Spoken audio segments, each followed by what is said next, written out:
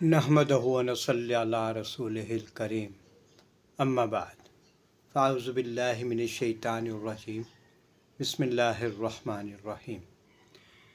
नाज़रीन मोहतरम, अस्सलामु अलैकुम रहमतुल्लाहि व बरकातहू। आज का हमारा मौजू है, क्या बच्चों को जमात की नमाज में पहली सफ़ में खड़ा करना चाहिए। अपने मौजू की तरफ आने से पहले मेरी आपसे गुजारिश है कि मेरी वीडियो को लाइक कर दें, साथ में सब्सक्राइब भी करें और बेल को दबा दें ताकि मेरी हर आने वाली वीडियो आप तक बआसानी पहुंच सके। इसको अपने मिलने जुलने वालों में और अजीज़ व अकारब में शेयर कर दें ताकि वो भी इससे मुस्तफ़ीज़ हो सके। तो नाज़रीन मोहतरम, चलते हैं आज के मौजू की तरफ कि जमात की नमाज में बच्चों को पहली सफ़ में खड़ा करना चाहिए या नहीं। तो नाज़रीन मोहतरम, जब जमात की नमाज होती है तो अक्सर बच्चे भी पहली सफ़ में खड़े हो जाते हैं,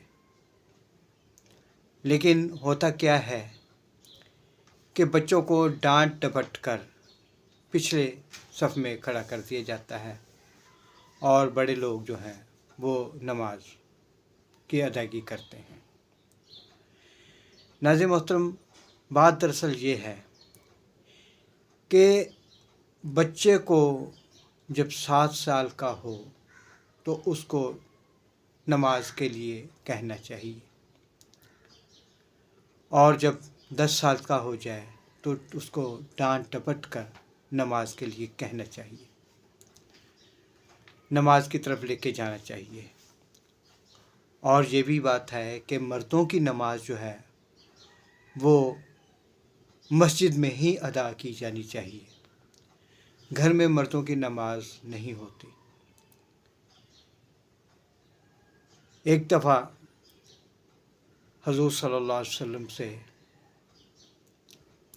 किसी सहाबी ने कहा कि या रसूलल्लाह, मैं आँखों से नबीना हूँ और मस्जिद तक नहीं पहुँच सकता। तो आपने कहा था कि मस्जिद आपके घर में अज़ान की नमाज जो आवाज़ आती है। तो सहाबी ने कहा आती है। तो फिर हुज़ूर सल्लल्लाहु अलैहि वसल्लम ने कहा कि अपने घर से लेकर मस्जिद तक एक डोरी बांध लो, उसको पकड़ कर मस्जिद तक पहुँचा करो, यानी कि मस्जिद में पहुँचना ज़रूरी है। और बच्चे जब मस्जिद में नमाज के लिए आते हैं तो उनको डांट डपट कर पीछे खड़ा कर दिया जाता है, उनकी तज़लील की जाती है।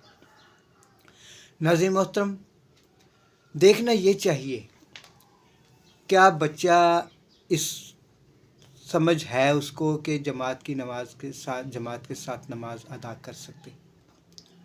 अगर तो वो कर सकता है तो उसको पहली सफ़ में खड़ा करने में कोई मज़ाइक़ा नहीं। उसको पहली सफ़ में खड़ा करें, उसकी हौसला अफजाई करें ताकि वो मस्जिद में जाकर जमात के साथ नमाज की अदायगी कर सके। ना कि ये कि हम जब वो मस्जिद में आए नमाज के लिए तो हम डांट डपट कर पीछे कर दें। देखना यह है कि मस्जिद में बच्चा जो है वो पहली सफ़ में नमाज की अदायगी सही तरीके से कर सकता है। अगर नहीं कर सकता तो उसको बताएं कि नमाज की अदायगी कैसे की जाती है, कैसे पहली सफ़ में खड़ा हुआ जाता है या दूसरी सफ़ में खड़ा हो।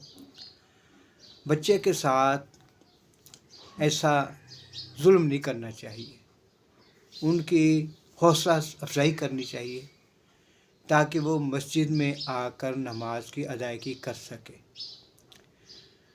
सिर्फ बात ये है कि उसको अगर नमाज में कोई गलती कोताही करता है तो उसको समझाया जाए।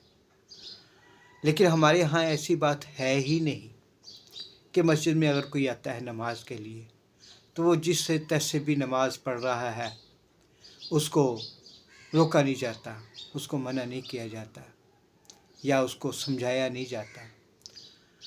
हम वह जैसी नमाज़ पढ़ रहे हैं वो ऐसी है जैसे बचपन में पढ़ते थे और बचपन तक वही नमाज़ पढ़ रहे हैं, उसी तरह पढ़ रहे हैं। हर चीज़ में हम उसकी बेहतरी के लिए कोशिश करते हैं, इस्लाह के लिए कोशिश करते हैं। लेकिन नमाज ऐसी चीज़ है कि हम जिस तरह पढ़ रहे हैं کوئی ہمیں بتانے والا نہیں ہے، کوئی سمجھانے والا نہیں ہے۔ تو ناظرین محترم، بچہ اگر نماز کی ادائیگی صحیح طریقے سے کر سکتا ہے تو پہلی صف میں کھڑے ہونے میں کوئی مذائقہ نہیں ہے۔ ہاں، اگر کوئی کوتاہی کرتا ہے، کوئی غلطی کرتا ہے تو اس کو سمجھائیں، نہ کہ یہ کہ اس کو ڈانٹ ڈپٹ کر پیچھے کھڑا کریں۔